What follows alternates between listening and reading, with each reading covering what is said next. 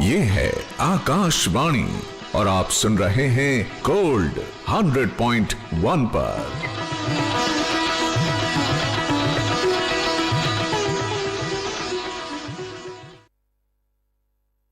नई सोच नई कहानी, a radio journey with Smriti Irani.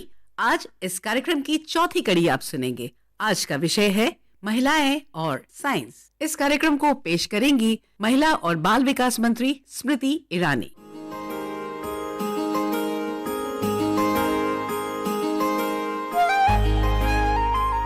नई सोच नई कहानी में आप सबका स्वागत है। आज हमारे स्टूडियो में चांद, तारे, सूरज सब एक साथ आ गए हैं, क्योंकि आज हमारे स्टूडियो में कुछ ऐसी महिलाएं हैं जिन्होंने इसरो में अपना जौहर दिखाया है, एस्ट्रोफिजिक्स में भारत के प्रति और विश्व के प्रति अपना योगदान दिया है। जी हाँ, आज हम उन महिलाओं से बात करना चाहेंगे जो हैं विज्ञान में, जो हैं गणित से जुड़े और जिनके जीवन का गणित ऐसा क्या रहा कि आज वो सफलता के शिखर पर पहुंची हैं। मेरे साथ आज स्टूडियो में है doctor Annapurni Subramaniam. Doctor Subramaniam director है इंडियन इंस्टीट्यूट ऑफ एस्ट्रोफिजिक्स की। पहले तो ये बताइए अन्नपूर्णी जी, ये एस्ट्रोफिजिक्स होता क्या है? Astrophysics is the combination of astro or physics. So you can think of astronomy, which is basically the ancient science which we have been pursuing, and adding physics to it. तो इसका मतलब space, चांद, सितारे, आकाश, जो कुछ है उनका उद्भावन कैसे हुआ, why is it the way they are, and how are we formed, and where is there life out there, and is there any place where life can thrive. जब चांद सितारों की बात होती है तो ग्रह नक्षत्र की बात होती है। इसमें साइंस कहाँ से आता है? We were watching the sky from very ancient times, but we need to figure out how they move, why are they there, how did the moon form. जब औरतों की बात होती है तो ये कहा जाता है चांद देख रहे हो तो करवा चौथ का देखो, सितारे देख रहे हो तो देखो कुंडली में सूरज का, सितारे का क्या प्रभाव होगा। तो एक साधारण परिवार में जन्मी लड़की जिसके माता पिता म्यूजिशियन है, वैसे ऑल इंडिया रेडियो के सुनने वालों को बता दूं कि अन्नपूर्णी जी के पिताजी त्रिचूर ऑल इंडिया रेडियो में सीनियर लेवल के गायक भी हैं। तो जिस परिवार में संगीत है उस परिवार में फिजिक्स के प्रति रुझान रखने वाली बेटी कहाँ से आई? Every moment at home is full of music, but I was also mesmerized by starry nights. तो जब घर में संगीत बज रहा था आप सितारे बाहर बैठ के। तो अन्नपूर्णी जी बताइए, हिंदुस्तान की अगर बात करें आज, तो हिंदुस्तान के अपने टेलीस्कोप्स इस वक्त कहाँ हैं और क्या देखते हैं? India has a long heritage in setting up telescopes and observing. The observatory in Kodaikanal, which was established in 1899, is under the Indian Institute of Astrophysics now. This has been carrying out the studies of the sun, and we have data for more than 100 years. Beyond that, we have set up telescopes in Nainital, Ladakh, Kavalur, etc.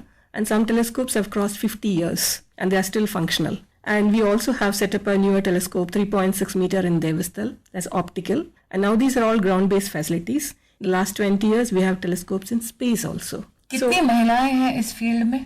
महिलाएं हैं, but then we need to have more. तो वो लड़की जो इस कार्यक्रम को सुनने के बाद आज रात को आकाश की ओर देखेगी, अगर वो एक दिन टेलीस्कोप के माध्यम से आकाश को देखना चाहे, उसको आप क्या एडवाइस देंगे? I would like to tell them to dream big and keep looking at the sky, because sky is there for everyone to inspire and make their journey forward. पढ़ाई क्या करनी चाहिए ऐसी लड़की को? They have to work on maths, physics and understanding, because now when I started my PhD, data was not available. Now data is plenty. They can use the technology and the data available to pursue their passion. Well, एक तरफ अन्नपूर्णी जी telescope से सूरज को देख रही हैं और दूसरी ओर है निगार शाह जी। बहुत लोगों को ये गलत फहमी हो गई है कि निगार जी आपने आदित्य L1 मिशन के माध्यम से सूरज पर कोई रॉकेट भेज दिया है। तो पहले तो उनकी इस गलत फहमी को दूर कीजिए आप तुरंत। It's almost like some 17 lakh kilometer it is reaching. It has to almost travel around 30 lakh kilometer to reach have a halo orbit around L1. So presently it is traveling, and by January 1st week it will be inserted into the intended orbit. Nigar Shah ji project director हैं Aditya L1 mission के। तेनकाजी नाम के एक जिले में तमिलनाडु में इनका जन्म हुआ। पिताजी एक फार्मर हैं, मतलब ग्रामीण अंचल से किसानी का काम करते करते मैथ्स में ग्रेजुएशन भी पिताजी ने कर दिया। तो निगार जी, क्या आपके लिए वो एक कहीं ना कहीं प्रोत्साहन रहा, इंस्पिरेशन रहा? Yes, he is the main inspiration behind all my success or all my endeavors.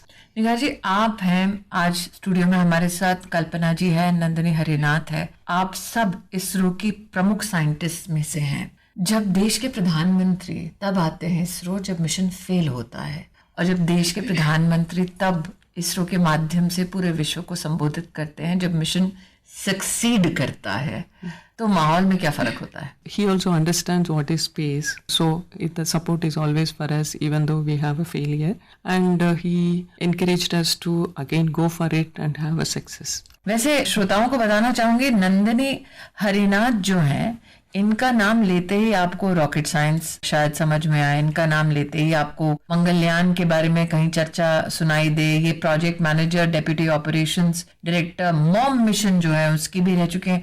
मेरे दिमाग में तो नंदिनी का नाम सुनते ही धीनाधिन धा बजता है, जो है अनिल कपूर का राम लखन का धीनाधिन धा, क्योंकि नंदिनी हरिनाथ एक अकम्पलिश्ड, एक प्रतिष्ठित साइंटिस्ट होने के साथ साथ अनिल कपूर की फैन है।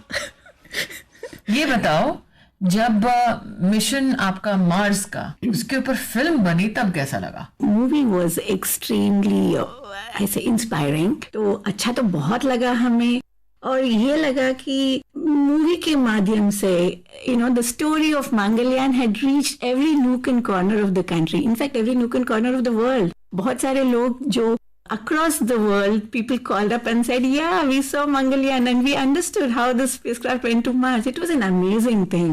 नंदनी, एक बात बताओ, आज निगार ने कहा कि बेटी बड़ा एक्साइट हो गई कि अरे वाह मम्मी, आपने इतना जबरदस्त काम कर दिया स्पेस मिशन में। आपके घर में कैसा माहौल था जब देखा नंदिनी हरिनाथ वहां मुस्कुराते हुए प्रधानमंत्री से नमस्कार कर रही हैं? They're immensely proud of me, my parents, my family, my husband too. My husband works in ISRO, so he understands. मतलब घर की बात हो गई। हाँ, घर की बात हो गई। आपने अपने जीवन में 20 मिशंस में काम किया है। हर बार नंदिनी अपने मिशन के प्रति तो आप कैसे एक्साइटेड रहते हैं स्पेस मिशंस के बारे में कंटिन्यूसली, जब गारंटी नहीं कि सक्सेस होगा, फेलियर भी हाथ आ सकती है? हाँ, rocket science is more about resilience and more about being persistent and being hardworking. But जब आप बोलते हैं, what is that motivates you? I think जो हमारे काम में जो excitement है ना, it is like every day in our lives is much bigger than what a thriller movie can offer you. मैं श्रोताओं से कहना चाहती हूँ, हमें कई बार लगता है जब हम इसरो की इमेजेस देखते हैं कि वो कौन होंगे जो विज्ञान के क्षेत्र में उत्तीर्ण होते हैं, सफलता के नए शिखर अपने लिए नहीं देश के लिए छूते हैं, अपने संस्थान के लिए छूते हैं, लेकिन उनके अपने जीवन के बारे में हमें बहुत कम पता होता है। अगली बार आप नंदिनी हरिनाथ को देखेंगे, मॉम मिशन के नंदिनी हरिनाथ, जिन्होंने 20 स्पेस मिशंस में काम किया है, तो जरूर आज के कार्यक्रम की वजह से आपको दिनादिन धा तो याद आएगा। लेकिन आपने शायद ही सुना होगा नाम मिस के कल्पना का, जो एसोसिएट प्रोजेक्ट डायरेक्टर चंद्रयान 3 में अपना योगदान दे चुकी हैं। मुझे इस बात का बहुत गौरव है कि आज चंद्रयान 3 के बारे में जब बात होती है, तब हम विश्व के चौथे वो देश हैं जो चांद के इस मिशन में सफल हो चुके हैं। मुझे इस बात की बहुत खुशी है कि जहां पर विक्रम लैंडर पहुंचा, उसको शिव शक्ति के नाम से प्रधानमंत्री जी ने सम्मानित किया, और आज जिनके कर कमलों से, जिनके योगदान से, जिस टीम की वजह से तिरंगा पॉइंट अब चांद पर है, ऐसी की कल्पना हमारे साथ है। कल्पना जी, आपका स्वागत है। चेन्नई में आप पली बड़ी, आपके पिताजी कोर्ट में सरकारी मुलाजिम के नाते सेवा देते रहे। एक तरफ अन्नपूर्णी जी हैं जिनके परिवार में गीत संगीत का बहुत एक रुझान रहा लोगों का, दूसरी तरफ निगार हैं जो एक ऐसे परिवार से हैं जो खेती का काम करते हैं। नंदिनी की प्रेरणा ये भी कि उनकी माताजी मैथमेटिक्स से जुड़ी हुई थी। आपके परिवार में ऐसा कोई व्यक्ति था जो विज्ञान या गणित से जुड़ा था? Actually, in my family, I was the first engineer to come up, and particularly a woman engineer to come up. All the inspiration came from my mother. She was not a working woman, she was a housewife, but she had given me the utmost encouragement, because when I was really interested in taking up engineering, it was my mother as well as my father who gave all the encouragement. Team की सफलता के बाद परिवार ने क्या कहा? It's a combinational feeling like satisfaction, pride, and seeing their daughter coming up, my parents, because that particular landing event, all my family had sat together and watched. एक महिला जो इंजीनियर बनती है जबकि परिवार में कोई इंजीनियरिंग में नहीं है, एक महिला जो फिर इसरो में काम करती है जहाँ पर परिवार में आसपास के लोगों में कोई भी ऐसा नहीं है जो किसी स्पेस मिशन से जुड़ा हो, कोई ऐसा मुकाम आया जिंदगी में जब सोचा कि बस I can't do more? Never. When we are working as a team, the challenging moments and difficult moments are handled by our team together. Chandrayaan 2 itself is an example where we really didn't achieve what we wanted. So in spite of all the hard efforts we had put in, Chandrayaan 2 was a totally different mission compared to the previous missions. We did put our best efforts, but it did not go as it happened. That itself is an example. But that's when we came back as a team together. It is the best example for resilience, I would say, Chandrayaan 2 to Chandrayaan 3. तो जैसे कि कल्पना जी ने कहा कि हाँ, चुनौतियां आती हैं। चंद्रयान 3 में सफलता और असफलता का एक फासला था जो उन्होंने तय किया, क्योंकि संकल्पित थे कि हमें किसी भी कीमत पर मिशन को सक्सेसफुल बनाना है, मतलब सफलता को पाना है, सिर्फ अपने लिए नहीं, इसरो के लिए नहीं, देश के लिए। अन्नपूर्णी जी, उन परिवारों को आप क्या कहना चाहेंगी जो बेटी साइंस में टीचर बन जाए वहां तक ही अपनी कल्पना को सीमित रखते हैं? उससे आगे कैसे बेटी बढ़ सकती है?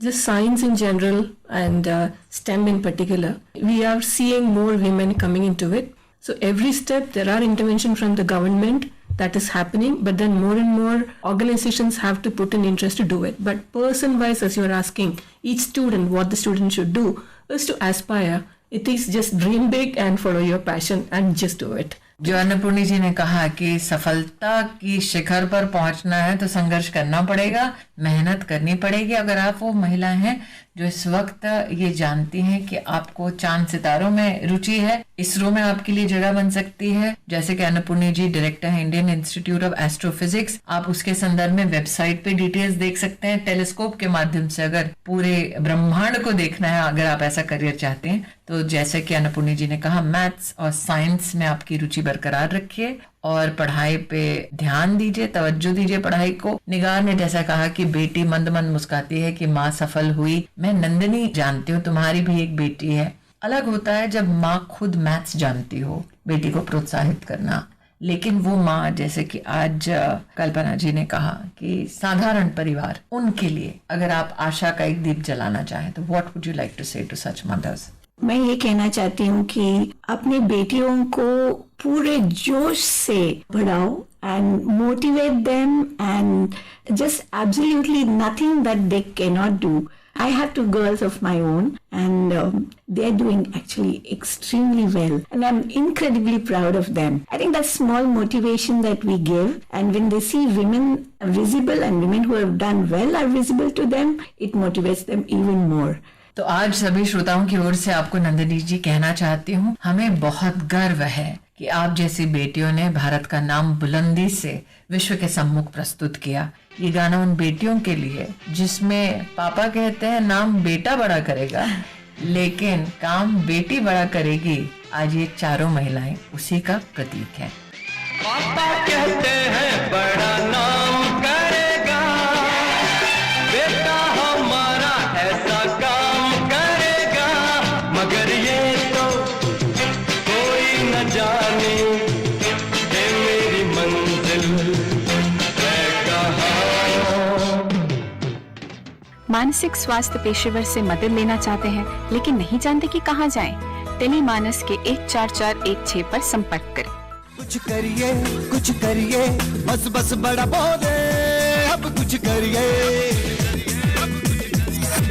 ओ कोई तो चल जिद फड़िए, तू बेतरिए या मरिए, शक रे हो सकता इंडिया।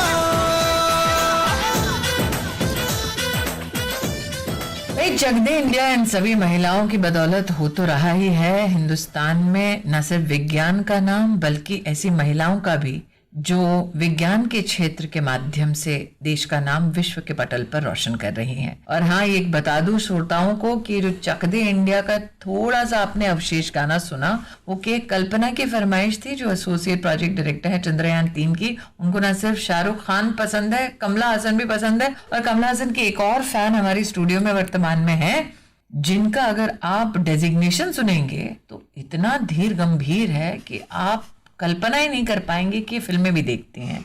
इनका नाम है डॉक्टर एन कलाईसेल्वी, जो हमारी डायरेक्टर जनरल हैं काउंसिल ऑफ साइंटिफिक और इंडस्ट्रियल रिसर्च की।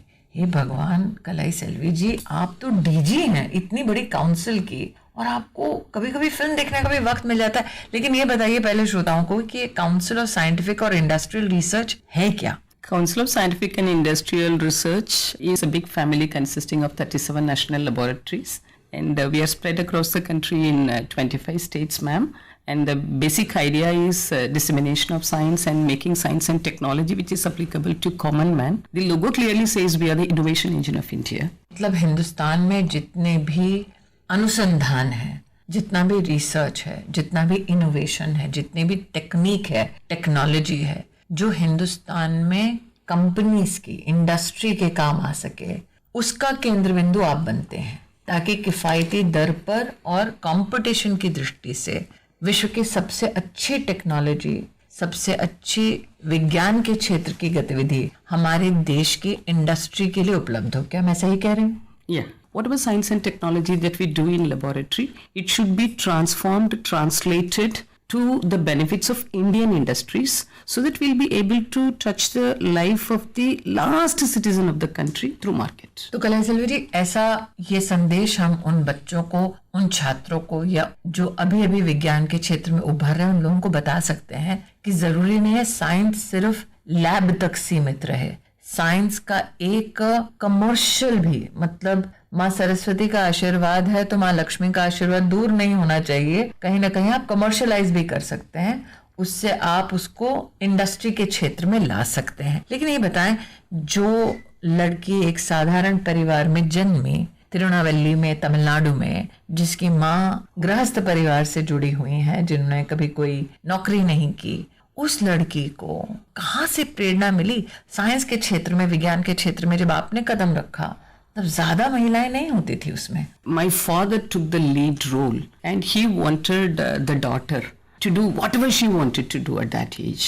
That kind of a freedom was given to me, and I was born with 2 elder brothers, and I was just growing up as a third son in the family, and whatever I was asking, many a times it was given without even asking. So the choice of education also, it was left to me, and I took science, and this is how the family supported me so nicely. And I just घर made में use of 2 भाई हैं, opportunities. तीसरी बेटी है। बेटी ने जो कहा माता पिता ने उस हिसाब से पढ़ाया, बेटी को आगे बढ़ाया। बाकी 2 भाई भी क्या साइंस के क्षेत्र में? They all stopped at UG level. Only I went up to doctorate. अरे वाह! तो आज भाई क्या कहते हैं बहन को विज्ञान के क्षेत्र में इतने बड़े ओहदे पे देखते हुए? I think they are also feeling very proud. जब एक लड़की विज्ञान के क्षेत्र में कहती है मुझे और रिसर्च करना है, तो साधारण परिवार में ये सोच होती है कि भाई नौकरी कर लो, रिसर्च बाद में करते रहना। रिसर्च तो वो लोग करते हैं जिनके पास अपार पैसा हो, जिनको करियर की चिंता ना हो। तो जब आपने कहा मुझे रिसर्च करनी है, तो क्या परिवार में इस बात की चिंता नहीं हुई कि नौकरी का समय जा रहा है? Ma'am, science is one such area wherein we can make money out of it by way of taking science and technology in the form of scientific business also. So whatever we do today, starting from the day, if you start brushing your teeth, starting from your paste, brush, mirror, house in which you dwell, the vehicle in which you travel, the book you read, so everywhere, whether it is a metal or material or your lifestyle thing, everywhere science is there. तो लोग ये ना गलत फहमी पालें कि science का मतलब सिर्फ लैब और केमिस्ट्री का सेट। विज्ञान आपके जीवन के हर पल का हिस्सा है। लेकिन ये भी नहीं कि अगर महिला विज्ञान में है तो सिर्फ आपको इसरो में दिखाई देगी, महिला अगर विज्ञान में है तो सिर्फ डीजी के स्वरूप में नजर आएगी। पद्म पुरस्कार से भी सम्मानित होती है महिला जब वो विज्ञान के क्षेत्र में होती हैं, और ऐसी ही सम्मानित महिला आज हमारे मध्य में है संघमित्रा बंदोपाध्याय जी, जो डायरेक्टर हैं इंडियन स्टैटिस्टिकल इंस्टीट्यूट की। अब गणित तो समझ में आता है संघमित्रा जी, ये स्टैटिस्टिक्स क्या बला है? स्टैटिस्टिक्स है जब आपके पास काफी डेटा है लेकिन डेटा में अनसर्टेनिटी है, मतलब आपको प्रिडिक्ट करना है या फिर सिर्फ डेटा निकालना नहीं है लेकिन डेटा से आपको साइंस निकालना है कि डेटा क्या कह रही है। एक एग्जांपल लेते हैं पोल्यूशन का, तो आगे कैसा रहेगा पोल्यूशन का सिचुएशन एटसेट्रा, वो डेटा साइंस जो आजकल बहुत चल रही है, ये डेटा साइंस डेटा को चर्न करके डेटा क्या बोलना चाहती है उसको निकालना, उसके पीछे जो साइंस है उसको निकालना, ये ISI में बहुत सालों से हम काम करते हैं। जिन लोगों को गलतफहमी है कि गणित का मतलब सिर्फ नंबर है, नंबर्स भी कुछ कहते हैं, आंकड़े भी कुछ कहते हैं। बिल्कुल, नंबर्स तो काफी सारे कहते हैं क्योंकि नंबर्स जब जनरेट होते हैं उसके पीछे कोई तो प्रोसेस है, कोई तो सिस्टम है, कोई फिजिकल एक्टिविटी है जिसके लिए ये नंबर्स हमारे सामने आ रहे हैं। तो हमको अगर पीछे वाला जो मॉडल है ये पता नहीं है तो डेटा से हम पीछे चल सकते हैं और फिर डेटा से पीछे चलकर मॉडल को समझे और समझकर फिर आगे की बोले। मैं कई लोगों को ये बतलाना चाहती हूँ कि संघमित्रा जी ने मशीन इंटेलिजेंस यूनिट तब ज्वाइन की, आज तो हम आर्टिफिशियल इंटेलिजेंस की बात करते हैं, 90 के दशक में। हाँ, जब महिला तो छोड़िए पुरुषों की भी बात नहीं होती थी मशीन लर्निंग में या मशीन इंटेलिजेंस में। तो संघमित्रा जी, जब आपने एक ऐसा क्षेत्र चुना जो प्रचलित नहीं था, तब क्या रिएक्शन आपको आपके कॉलीग से मिला, जो आपके सहयोगी उनसे मिला या फिर परिजनों से मिला? देखिए, अगर फैमिली के अंदर बोले तो उनको तो बहुत ज्यादा समझ नहीं थी कि मैं क्या कर रही हूँ, लेकिन आगे पढ़ रही हूँ, अच्छी तरह से पढ़ रही हूँ, they were very happy with that. और कलीग से मेरे को कभी भी ऐसा कुछ नहीं मिला कि मैं अलग हूँ। It was like any other scientist working when I was a research scholar. तब भी हमारे जो कलीग्स थे we were treated as any other research scholar. तो कोई अलग से कोई आइडेंटिटी नहीं थी कि ओके मैं वुमन हूँ।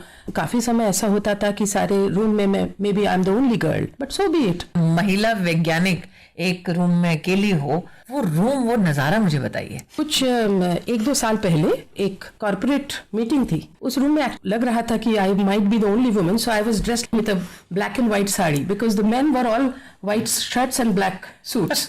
तो मैंने भी वैसा ही ड्रेस किया था विद अ साड़ी। संघमित्रा जी, आप प्रधानमंत्री जी के जो सलाहकार समिति है उसका भी हिस्सा हैं। हाँ जी। और जब आप प्रधानमंत्री के सम्मुख प्रस्तुत होते हैं अपनी साइंटिफिक कोई आइडिया लेकर या फिर कोई नया इनोवेशन या कोई नई तकनीक के बारे में चर्चा करने के लिए, तो आपको सामने से प्रधानमंत्री जी को सभी ने इसरो में देखा है, लेकिन आप तो उनके सलाहकार समिति का हिस्सा हैं। तो कोई नई टेक्निक के बारे में जब बात करने के लिए आप सब जाते हैं, प्रधानमंत्री जी का क्या रिएक्शन रहता है? मेरा खुद का जो एक्सपीरियंस रहा है वो बहुत ध्यान से सुनते हैं, फिर ऐसी क्वेश्चंस करते हैं जो कि काफी समय में हमने भी नहीं सोचा था। ऐसा 1-2 बार हुआ है एक्चुअली। तो इससे लगता है कि वो जल्दी से पकड़ते हैं कि इसका एक्चुअल जनता के लिए लाभ यूटिलिटी क्या है। हाँ, और हम जो यूटिलिटी सोच रहे हैं उसमें क्या खामियां हैं वो बहुत जल्दी पकड़ लेते हैं। So that's his experience, that's his expertise.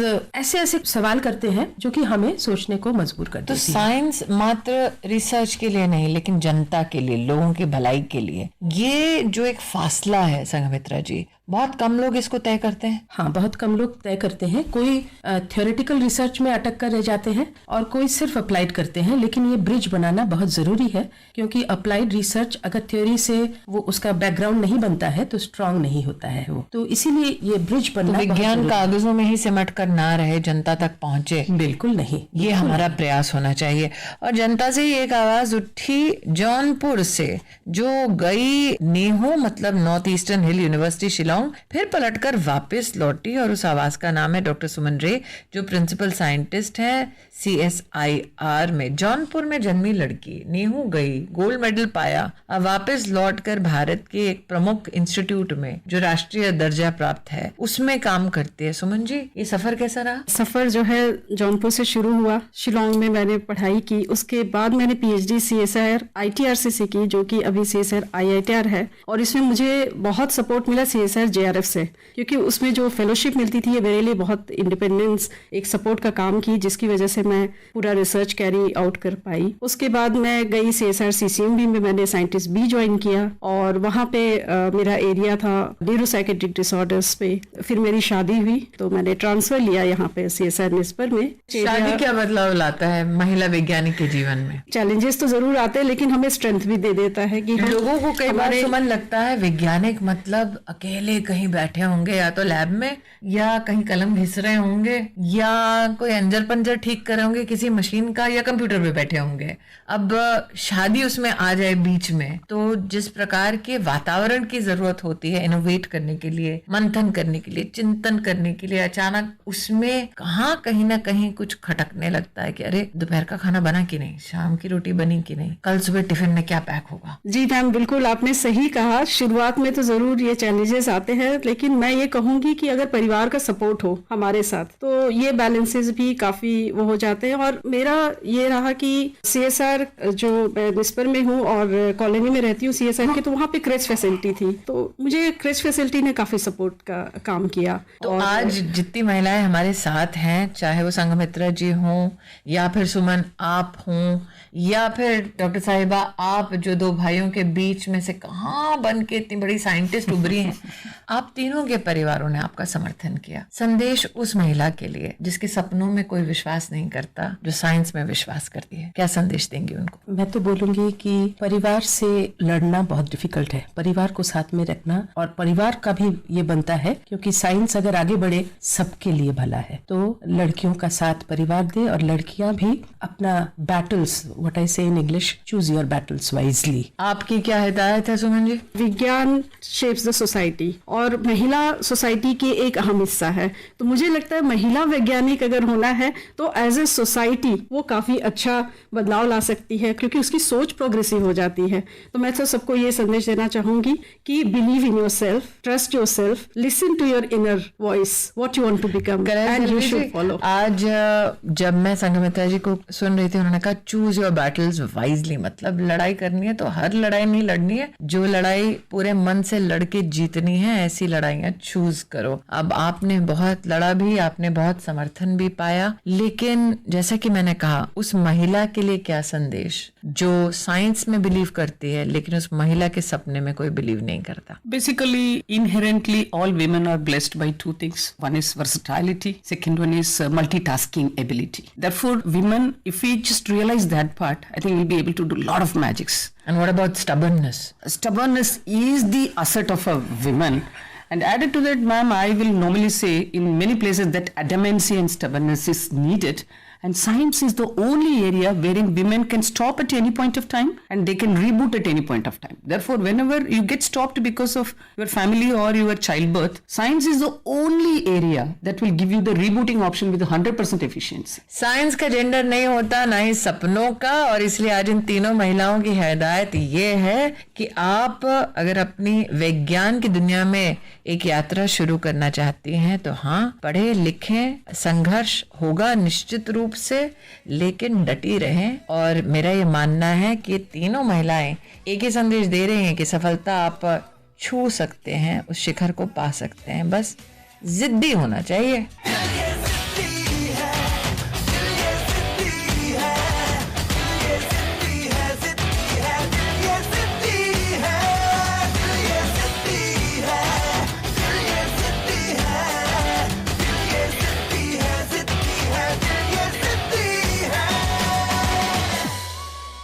शराब, धूम्रपान या नशीली दवाइयों को ना कहने में असमर्थ हैं? सहायता प्राप्त करने के लिए टेलीमानस के 14416 पर कॉल करें। आप सुन रहे हैं नई सोच नई कहानी, radio journey with Smriti Irani.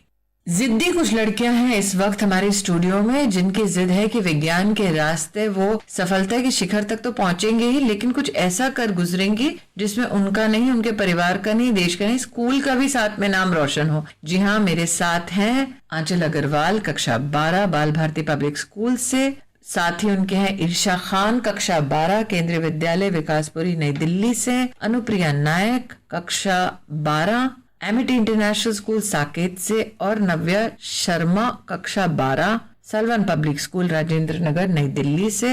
वैसे नव्या तुम 12 में हो, ईर्षा 11 में है, अनुप्रिया 12 में है, आंचल 12 में, कक्षा 12 में चल 11 है। ये बताओ नव्या। Yes ma'am. तुम तो इनोवेटर हो गए भाई। Yes ma'am. मैं सुनने वालों को बताना चाहूंगी, नव्या एक दिव्यांग बच्ची है जिसने एक आविष्कार किया है सॉक्स पेयरिंग मशीन का। इससे होता क्या है नव्या? Ma'am, if the weight and color of the socks matches, then the gadget will beep, and I will came to know that the pair of socks are same. And if the weight and color of the socks not matches, then the gadget will not beep, and I will came to know that the pair of socks are not same. The machine is connected to Arduino, which is coded. अच्छा, मुझे एक बात बताओ नव्या, इसका मतलब कि जिनको शायद किसी कारणवश सॉक्स वो देख नहीं पा रहे, तो उनको पता चल जाएगा तुम्हारी मशीन की वजह से कि 2 सॉक्स सेम कलर के या सेम टाइप के हैं कि नहीं. करेक्ट बोल रहे हो? Yes ma'am.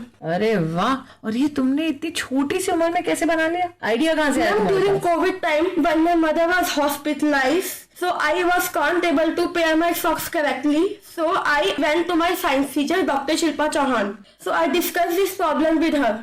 And then she helped me in designing the gadgets. The gadgets has 2 stages, 4 bulbs on its top and load cell at the bottom. The bulb detects its color and load cell detects its weight. अरे बाप रे, इसका मतलब नव्या, तुम्हारी teacher ने न सिर्फ मदद की कि तुम अपनी प्रॉब्लम का समाधान ढूंढो, दूसरों की प्रॉब्लम का समाधान भी तुमने साइंस के माध्यम से ढूंढ लिया. Yes ma'am. भी बात बताओ अनुप्रिया, नव्या ने ढूंढा एक उपाय अपने लिए, अपनों के लिए, और बहुत सारे लोग ऐसे जिनको चुनौती का सामना करना पड़ रहा है. तुम तो भाई अपनी साइंस प्रोजेक्ट के लिए 1 करोड़ का ग्रांट लेकर आ गई इतनी छोटी सी उम्र में. यस मैम, मेरा जो इनोवेशन है वो एक सस्टेनेबल सैनिटरी पैड है जो कि बहुत अफोर्डेबल है, एंड भारत और बाकी डेवलपिंग कंट्रीज में जो मार्जिनलाइज्ड कम्युनिटी ऑफ वुमेन है तो उनके लिए बहुत हेल्पफुल होगा. तो करंटली हम लोग IIT दिल्ली में रिसर्च एंड इंक्यूबेशन कर रहे हैं. तो वहाँ के लैब्स में हमने 3D मॉडल्स बनाए हैं प्रोजेक्ट के, एंड हम लोग उसको नेशनल इंटरनेशनल लेवल्स में रिप्रेजेंट करते हैं, एंड वहाँ से जो ग्रांट आता है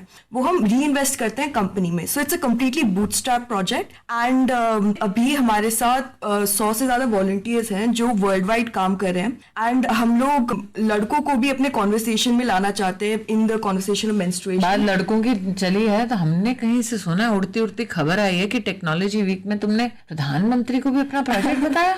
हाँ जी मैम. तो मैम वो भी एक बहुत अच्छा एक्सपीरियंस था. वहाँ पे हमने बहुत सारे लोगों से बात करी जो अभी भी हमारे साथ में मिलके हमारे प्रोजेक्ट को बढ़ावा दे रहे हैं. तो जब आप प्रधानमंत्री से बात करने वाले तो उससे पहले तैयारी कैसे की? जैसे हम मंत्री हैं, हम तो बहुत पढ़ लिख के वापरे जाते हैं, ऐसी तैयारी तुमने भी की थी? नहीं मामा, प्रधानमंत्री बहुत मोटिवेटिंग थे तो उनके सामने ज्यादा नर्वसनेस फील नहीं हुआ. तो वो एकदम नेचुरली हमने अपना बस पिच किया, एंड वो. मैं सुनने वालों को बता दूं, अनुप्रिया के लक्षण न सिर्फ विज्ञान के हैं बल्कि राजनीति के भी हैं.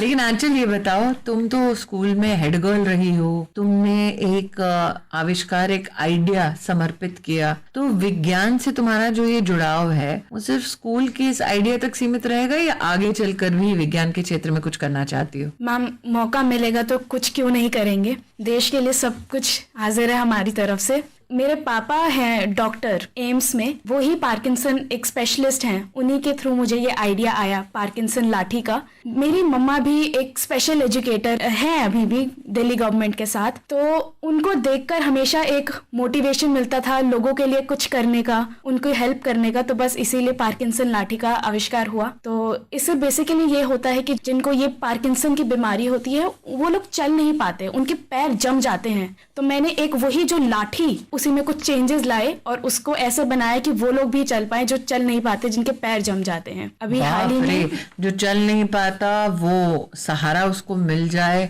लेकिन जो चला पा रहा है गाड़ी उसको और फ्यूल मिल जाए. ये प्रोजेक्ट है ईर्षा खान का, जो कक्षा 11 केंद्रीय विद्यालय विकासपुरी से है. मुझे बताओ ईर्षा, वो यहाँ पर एक चलाने का प्रयास कर रही हैं, आंचल और आप कोशिश कर रही हैं कि लोगों की गाड़ियां और तेज चलें. मतलब ये प्रोजेक्ट समझाओ भाई क्या है? मैम, पहले मैं ये बताना चाहूंगी कि इसका आइडिया मुझे कहाँ से आया. तो ये जो एनर्जी जनरेटर है, मैंने अपने जो जीवन के शुरू के जो कुछ साल थे वो गुजरात में बिताए हैं, और वहाँ पे मैं देखती थी कि वहाँ पवन चक्कियों का इस्तेमाल होता है. तो मैं सोचती थी कि जब मैं दिल्ली में आई तो यहाँ पे क्यों नहीं होता. जब मैं काफी छोटी थी, तब मैं बड़े होते होते मुझे समझ में आया कि अच्छा यहाँ के विंड पैटर्न्स सही नहीं होते हैं. तो उसी को ही ध्यान में रखते हुए इसे हमने. किस उम्र में तुमने ये सोचा भाई? मैम, कह सकते हैं 11 साल की उम्र में तुम बैठ के सोच रही थी कि क्यों चक्के चल नहीं रहे, विंड मिल क्यों नहीं चल रहा दिल्ली में? Yes ma'am. अभी तुम्हारी उम्र क्या हो गई? मैम, अभी मैं 16 की होने वाली हूँ. ये भगवान, और विद्यालय के उपकप्तान भी हो? जी मैम. हाँ, तो ये विंड कहाँ से जा रही है, उसका गाड़ी से क्या लेना देना? मैम गाड़ी से ये लेना देना हो सकता है कि जो हमारा ट्रैफिक होता है, हाईवेज जो होते हैं बेसिकली, वहाँ पे बहुत ज्यादा स्पीड पे लोग जाते हैं। उसी ट्रैफिक की वजह से इतना ज्यादा विंड पैटर्न्स में चेंज आता है हाईवे के दौरान, जब हम देख सकते हैं कि वही जो विंड पैटर्न्स है वो गुजरात के विंड पैटर्न से काफी सिमिलर हो जाते हैं। तो हमने वही मद्देनजर रखते हुए हमने देखा कि अच्छा हम ऐसे कैसे डिजाइन कर सकते हैं एक जनरेटर जो हाईवे के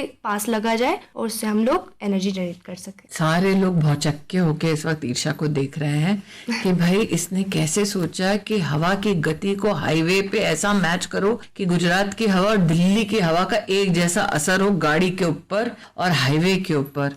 और मैं आपको बता दूं जो सुन रहे हैं इस वक्त गाड़ी चलाते चलाते ईर्षा को, कि ये हिंदुस्तान के टॉप 100 छात्रों में से हैं जिन्होंने अटल टिंकरिंग लैब के मैराथन में 2021-22 में बहुत बड़ा खिताब पाया। अटल टिंकरिंग लैब एक ऐसी प्रधानमंत्री जी की व्यवस्था है जो देश के 10,000 स्कूलों में 680 जिलों में वर्तमान में 75 लाख छात्रों को जोड़े हुए है। और वंदना जी आज हमारे साथ हैं जो एक टीचर हैं डीएवी वसंत कुंज से, और वो एक रीजनल टीचर ऑफ चेंज भी हैं और उनके पास भी विज्ञान से जुड़े छात्रों का जमावड़ा है। अटल टिंकरिंग लैब में वो साल 2016 से काम कर रही हैं। वंदना जी, जब बच्चे नए नए आविष्कार या फिर स्पेशली लड़कियां जब कहती हैं कि मुझे विज्ञान के क्षेत्र में कुछ करना है, तो आपको एज अ टीचर कैसा लगता है जब बच्चे आइडियाज लेकर आते हैं? कुछ आइडियाज जो थियोरी तक रह जाते हैं, कुछ आइडियाज जो कमर्शियली अवेलेबल हो जाते हैं। अटल टिंकरिंग लैब एक ऐसा प्लेटफॉर्म है जहां बच्चे साइंस टेक्नोलॉजी तो यूज कर ही रहे, लेकिन जो स्किल उनकी डेवलप हो रही है प्रॉब्लम सॉल्विंग अप्रोच के साथ, और अटल टिंकरिंग लैब के माध्यम से ये पता चला कि पेटेंट भी कराई जा सकती है। तो फिर एक नॉर्मल जो हमारे श्रोता हैं उनके लिए ये आइडिया कि विज्ञान का अगर कोई आइडिया हो जो फंक्शनल हो जाए, मतलब जो तकनीक काम में आ जाए, उसको आप इंडस्ट्री में भी प्रस्तुत कर सकते हैं, उससे अपनी इंडस्ट्री लगा सकते हैं या खुद कुछ पैसे कमा सकते हैं। क्या मैं सही कह रही हूँ? बिल्कुल मैम, वो आइडिया कोई और ले नहीं सकता, वो आपका अपना आइडिया होगा जिसको आप बाद में प्रॉफिटेबल बना सकते हैं, जो लीगली आपका अपना हो जाएगा। लेकिन उसके लिए जरूरत है, अगर ऐसे बच्चे आपके परिवार में है, ऐसी बेटियां आपके परिवार में है, ऐसी महिलाएं आपके परिवार में है, तो उनका सहयोग करिए। Give them some sunshine while there is a little rain. सारी उम्र हम मर मर के जी लिए, एक पल तो अब हमें जीने दो, जीने दो। ना ना ना ना ना ना ना ना ना ना ना na na na, give me some sunshine, give me some rain, give me another chance, I want to grow up once again. क्या आपके मन में जीवन समाप्त करने के विचार आ रहे हैं? क्या आप बेहद निराशा महसूस कर रहे हैं? सहायता के लिए टेलीमानस के 14416 पर संपर्क करें। इस वक्त इस सेगमेंट में विद्यमान है स्टूडियो में माँ लक्ष्मी और सरस्वती का आशीर्वाद दोनों ही। जी हाँ, और इन दोनों आशीर्वादों को प्राप्त करने वाली संतोषी बुद्धिराजू, आकांक्षा प्रियदर्शनी से हम बात करेंगे। और एक और सरप्राइज गेस्ट है जिनके बारे में मैं चर्चा करूंगी 2 मिनट में। लेकिन उससे पहले बता दूं कि आकांक्षा और संतोषी दोनों हमारे स्टूडियो में आए हैं अटल इंक्यूबेशन सेंटर्स की वजह से। जी हाँ, देश में साल 2017 में प्रधानमंत्री जी के आदेश अनुसार अटल इंक्यूबेशन सेंटर स्थापित किए गए। 20 राज्यों में वर्तमान में 72 सेंटर्स चल रहे हैं। 3,500 स्टार्टअप्स को इनका समर्थन मिल रहा है और उनमें से 30% महिलाओं द्वारा नित स्टार्टअप्स हैं जो अब तक 50,000 तक लगभग नौकरियों का सृजन हमारे देश में कर चुके हैं। और नौकरियों की सृजनकर्ता संतोषी जी जो हैदराबाद से हैं, वो हमें पहले बतलाएंगी कि साइंस और कॉमर्स इन दोनों का मिलाप कैसे होता है। संतोषी जी, इट इज बेनिफिशियल अगर science if it can be commercialised, ताकि वो कॉमन मैन तक पहुंच सकता है एंड उसकी जिंदगी बेहतर कर सकती है। और आप जिंदगी बेहतर कर रही हैं कंपनी बनाकर साइंस के आधार पर। यस। और क्या करती है आपकी कंपनी? हम लोग ट्रेंचेस मैन्युफैक्चर करते हैं। अभी इंडिया में इंफ्रास्ट्रक्चर के नाम पे हम लोग अंडरग्राउंड यूटिलिटी लाइंस बनाने जा रहे हैं। वाटर पाइपलाइन और गैस पाइपलाइन डालने वाले सिर्फ पुरुष होते हैं, महिला की ये कंपनी हो सकती है। लोगों के दिमाग में ये बात फिट नहीं होती। ये मेरे लिए भी मुश्किल ही था, बट 3 साल की जर्नी में अब हम लोग अपने देश में हम लोग 14 स्टेट्स में अपना मशीनरी डिलीवर करते हैं जल जीवन प्रोजेक्ट के लिए, फाइबर केबल लाइंस के लिए। इसके साथ साथ हम सऊदी में और हम अफ्रीका भी मशीन्स भेजने लग गए। लोगों का ये मानना होता है महिला अगर उद्योग कर रही है तो कपड़ा कर लेगी, अचार पापड़ कर लेगी, ब्यूटी प्रोडक्ट कर लेगी। ये पाइपलाइन डालने वाला काम, ये ख्याल कहाँ से आया संतोषी? जब कोविड हुआ था सबको पता था, हम लोग ऑक्सीजन कॉन्सेंट्रेटर वगैरह लेके आ रहे थे। उस टाइम पे हमारे पास वर्कफोर्स की भी काफी कमी थी, तो ये जो भी मैनुअल लेबर का जो भी काम होता था उसको करने के लिए हमारे पास मशीनरी की काफी जरूरत थी। तो ये जो मशीन हम बनाए थे या जिनकी भी हम बात कर रहे थे, ट्रेंचर्स या लेक क्लीनर्स, इसके थोड़े बहुत लोकल फैब्रिकेटर्स थे, बट ऐसा कोई मैन्युफैक्चरर नहीं था। लेकिन आकांक्षा, क्या यही कहानी तुम्हारी भी है? मुझे एक्चुअली इंस्पिरेशन मिला क्लाइमेट टेक स्टार्टअप बनाने का, जिसमें air pollution, water pollution, noise pollution and flood, इन सारे डेटा को मैं कलेक्ट करके किसी को हेल्प कर पाऊं। इसके लिए जब स्मार्ट सिटीज मिशन 2015 में लॉन्च किया गया था, तब सिटीज कैसे सस्टेनेबल हो सकते हैं उसका भी बहुत डिस्कशन हुआ था। तब मैंने सोचा कि अगर मैंने इतना टेक्नोलॉजी में पढ़ाई किया है तो उससे इंस्पायर होके मैंने ये प्रोडक्ट बनाया जिसका नाम था ऑरा श्योर। और इस वक्त जब आकांक्षा बोल रही है उसको बहुत ही धीर गंभीर मुद्रा में मुस्कुराते हुए देख रही हैं सुचित्रा एल्ला। आपने इनका नाम सुना होगा और ये जो डोज देते हैं वो लिया जरूर होगा। जी हाँ, इन्होंने भारत बायोटेक की स्थापना 1990 के दशक में की, लेकिन आज हर हिंदुस्तानी को इस बात का गौरव है कि कोवैक्सीन, कोविड-19 की जो वैक्सीन है वो हिंदुस्तान में पहली बार इनकी कंपनी ने बनाई। आज 125 राष्ट्रों में, देशों में इनका प्रोडक्ट जाता है। 6 अरब वैक्सीन की डोजेस पूरे विश्व को भारत बायोटेक वर्तमान में दे चुका है। 215 पेटेंट्स हैं। सुचित्रा जी, आप एक जेनरेशन पहले की एंटरप्रेन्योर है, साइंस बेस्ड। आज की जनरेशन को जब देखती हैं तो कैसा लगता है? आज के जनरेशन में the sky is the limit, but they have to understand that entrepreneurship is the way forward. Smriti ji, आपको मालूम है एम्प्लॉयमेंट इज इम्पोर्टेंट, जरूरत तो है करियर स्टार्ट करने के लिए, but my gut feeling is that don't stay in it forever. When ideas come, make it happen, convert it. लोगों को ये लगता है कि विज्ञान और महिला मतलब डॉक्टर बन जाए। That is true. बहुत सारे लोग देखे हुए हैं। या ऐसी मेडिकल नॉलेज को फाइनेंस की दृष्टि से कमर्शियलाइज करना कितना आसान होता है, कितना? मैं एक बात बताऊं आपको, हम साइंस 12th स्टैंडर्ड तक पढ़ा, बस उसके बाद हम साइंस का बुक भी नहीं। आपने साइंस, उसके बाद विज्ञान पढ़ा नहीं, लेकिन विज्ञान पर आधारित आपकी कंपनी है। Yes, because we chose to come back to India. Dr. Krishna Iyer and myself, both of us returned to India in 1996. उनके बैकग्राउंड थे बायोटेक्नोलॉजी में, molecular biology, biochemistry, virology, genetic sciences में। ये सब के बारे में उनका ट्रेनिंग यूएस में हो रहे थे 14-15 साल, और हम उधर banking, economics, financial, commercial organisations में काम कर रहे थे। सो मैंने सोचा कि अरे इससे ज्यादा और क्या, लक्ष्मी और सरस्वती का मिला, सरस्वती उधर ही है ना हमारे बीच में ही था। सो मैंने बोला कृष्णा, आपको कुछ पेपर वर्क करने के लिए भी कॉमर्स का स्टूडेंट ही चाहिए ना, हम कर लेते हैं वो काम। अरे वाह, इसका मतलब विज्ञान पति का, well who has to then, अनुसंधान पति का, और लक्ष्मी माँ का आशीर्वाद कैसे मिले वो धर्म पत्नी ने बता दिया। ये बताइए सुचित्रा जी, एक विषय और जो मुझे कई बार खलता है कि जरूरी नहीं है कि जैसा आपने कहा कि महिला ने विज्ञान पढ़ा हो लेकिन वो आविष्कार में विश्वास रखती है, इनोवेशन में विश्वास रखती है। तो ऐसी महिला के लिए आपके पास क्या संदेश है? See, I feel that India is a 500 million strong women nation. Why should we not tap that potential? That's the biggest strength and resource that I see in India, which many other countries cannot come close to. And that's always a pet subject for me. And we have to believe that these young girls and young women have to be shown the right way to take up to entrepreneurship, so that they will also bring out their own ideas into businesses, convert them in problem solving. And I don't want us to be looking towards the rest of the world to solve our problems. That is how Bharat Biotech was also started. The education system is excellent. I think these girls have to go and get trained and skilled. तो ये लड़कियां जो आपको इस वक्त studio में ही देख रही हैं, आकांक्षा और संतोषी, आकांक्षा NIT से है, संतोषी IIT से है, लेकिन सुचित्रा एल्ला ने 12वीं के बाद साइंस पढ़ी ही नहीं है। ये पैराडॉक्स आज इस स्टूडियो में आपने हर छंद में देखा होगा।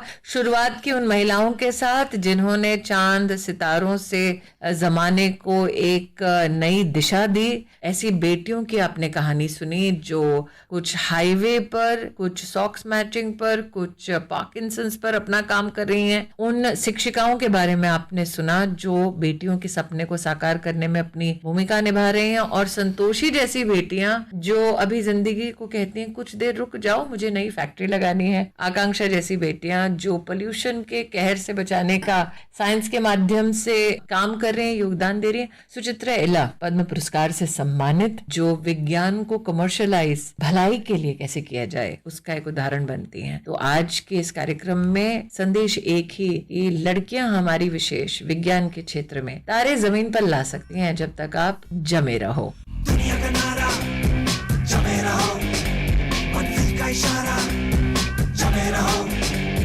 दुनिया का नारा जमे रहो, मंजिल का इशारा जमे रहो, दुनिया का नारा जमे रहो, मंजिल का इशारा जमे रहो। क्या चिंता आपकी परीक्षा की तैयारी में बाधा बन रही है और आप परिणामों के बारे में चिंतित हैं? टेलीमानस के 14416 पर संपर्क करें। अभी आपने सुना नई सोच नई कहानी और radio journey with Smriti Irani. इस कार्यक्रम को पेश किया महिला एवं बाल विकास मंत्री श्री स्मृति ईरानी ने। आज का विषय था साइंस एंड विमेन।